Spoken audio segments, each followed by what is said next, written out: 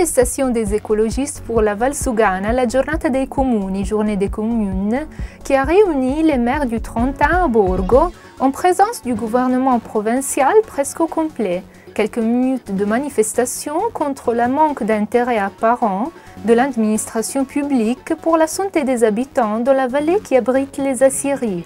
L'installation est l'objet de polémiques à cause d'une diffusion présumée de dioxine. Le président de la province dell'Ai a répondu à cette protestation en ces termes. La province n'est pas la partie adverse des habitants, mais un garant de leurs droits.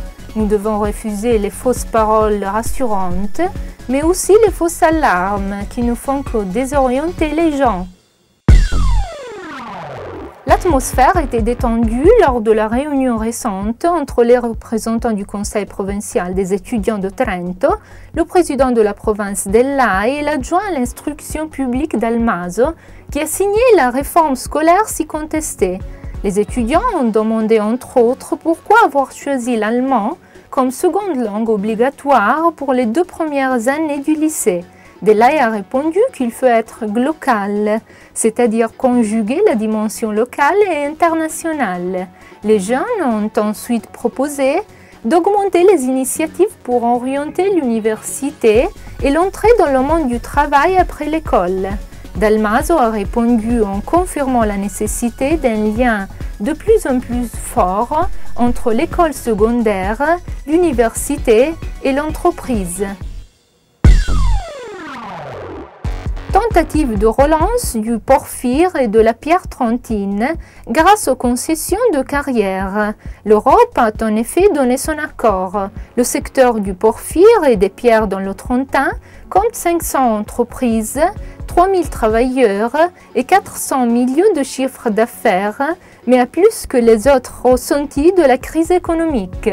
Pour le relancer, le district compétent qui travaille main dans la main avec la division de l'industrie et de l'artisanat de la province autonome de Trento, a présenté un projet basé sur la possibilité de mettre les carrières de propriété publique en concession par le biais d'enchères. La manœuvre des concessions ne démarrera toutefois pas avant 12 ans.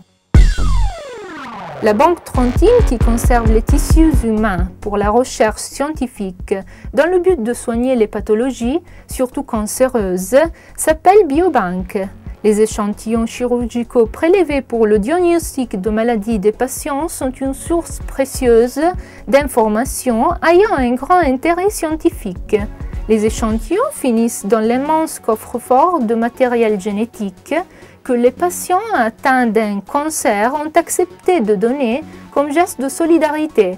Le projet pilote du coffre-fort de matériel génétique a été mis en place par l'Université provinciale pour les services sanitaires en collaboration avec la province autonome de Trento et la Cassa di Risparmio.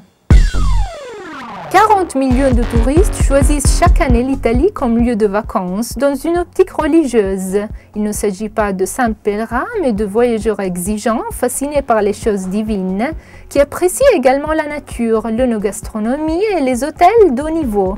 Une cible que le Trentin entend faire sienne. La présidence de l'Association des hôteliers du Trentin a flairé le potentiel de ce marché touristique et lancé en collaboration avec la province autonome de Trento une étude sur ce phénomène. Des lignes directrices ont donc été élaborées pour une nouvelle orientation de l'offre aux touristes religieux avec des services autres que ceux destinés au tourisme de masse et qui entend proposer des vacances engagées au milieu de la verdure, intelligente et même spirituelle. Les avantages du vélo sont nombreux, si nombreux que le ministère de l'Environnement a pensé lui consacrer une journée nationale programmée pour le 9 mai. La mairie de Trento lance pendant ce temps l'initiative Immatriculer son vélo. Il s'agit d'un service qui vise à lutter contre les vols.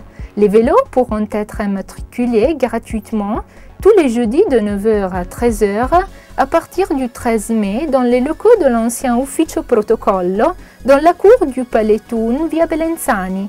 Après avoir immatriculé son vélo, le propriétaire recevra une carte contenant ses informations personnelles et les données du véhicule, avec le code fiscal sous la forme d'un code barre, un certificat qui prouve à tous les effets la propriété du vélo.